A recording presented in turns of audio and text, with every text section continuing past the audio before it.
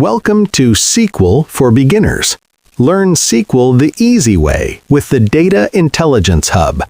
Let's start your data journey today. Structured query language is the standard programming language used to define, manage, and manipulate data stored in a relational database. It provides a standardized way for users and applications to interact with data organized into tables with rows and columns. Let's explore the most important SQL data types you should know. Decimal and numeric. These data types store exact numbers with precision and scale. Both decimal and numeric are functionally equivalent and are commonly used for financial calculations where accuracy matters. Float and real. These are approximate numeric data types used for floating point values.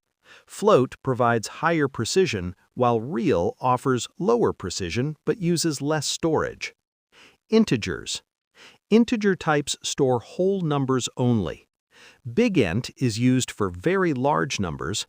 Int is the standard integer type. Small int saves space for smaller ranges, and tiny int is perfect for very small values like status flags. Money and small money. These data types are designed to store currency values. Money supports a larger range, while small money uses less storage for smaller amounts. Binary and var binary. These types store binary data such as files or images. Binary is fixed length, while var binary is variable length. The max option allows storage of very large binary data up to 2 to the power of 31 minus 1 bytes. Let's explore SQL data types. We have char and varchar. Char stores fixed-length strings. If you define char with a size, it always uses that full space. Varchar, on the other hand, stores variable-length strings. It only uses the space needed, making it more storage efficient. Next, introduces nchar and nvarchar. These are used for Unicode data, which means they support multiple languages and special characters. Use nvarchar with max when you expect very long text, even beyond 8,000 characters. Now let's look at the examples. Casting to binary pads the value to the fixed length, but var binary keeps it compact without extra padding. Finally, covers unique identifier. This is a 16-byte GUID or UUID used to uniquely identify records. Using newID generates a new unique value automatically. Let's explore how to create a table using different SQL data types. In this example, we create a table called All Data Types Example that demonstrates commonly used data types in SQL. First, we define the numeric types. The ID column is an integer primary key that uniquely identifies each record. Age uses small int to save space for smaller numbers. Price is defined as decimal with precision and scale for accurate values. Received QTY uses float for approximate numeric values. And salary uses the money type for currency values. Next, we have the string and character types. First name is a varchar with a not null constraint for variable length text. Last name uses char for fixed length data. Description uses text for large text content. And details uses nvarchar max to support Unicode characters from any language. Moving on to date and time types, birth date stores only the date. Event time stores only the time of day. And registration time uses date time to store both date and time.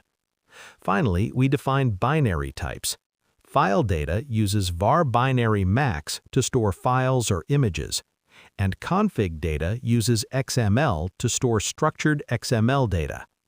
And that's how you create a table using a wide range of SQL data types. Let's talk about SQL constraints. Constraints are rules that keep your data clean and reliable. Not null prevents empty values. Every record must have required data.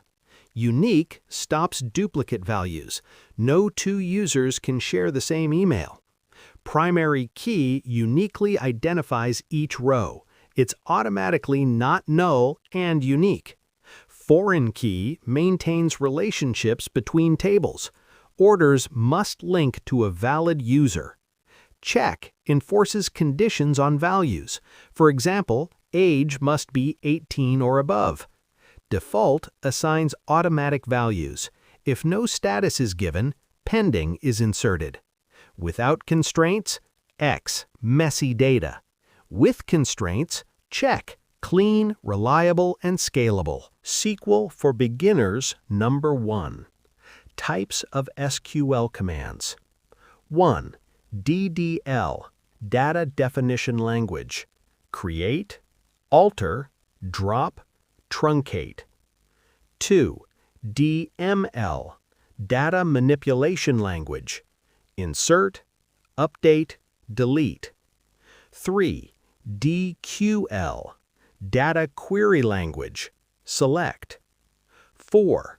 DCL, Data Control Language. Grant, revoke. 5. TCL, Transaction Control Language.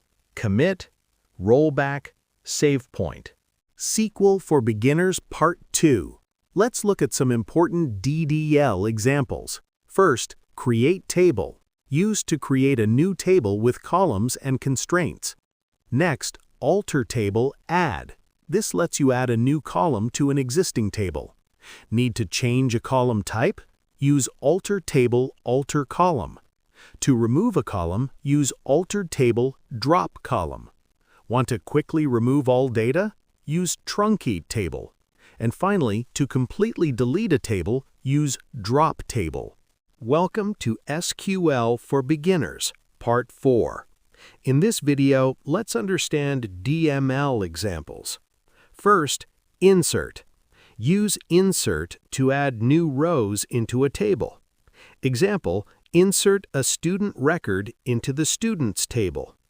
Next, update. Use update to modify existing data.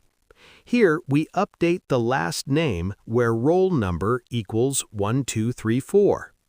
Finally, delete. Use delete to remove rows from a table. This command deletes the student with roll number 1234. That's DML in action. Insert, update, and delete. DQL examples. Let's quickly learn how to query data using select. To fetch all data from a table, use select star from students.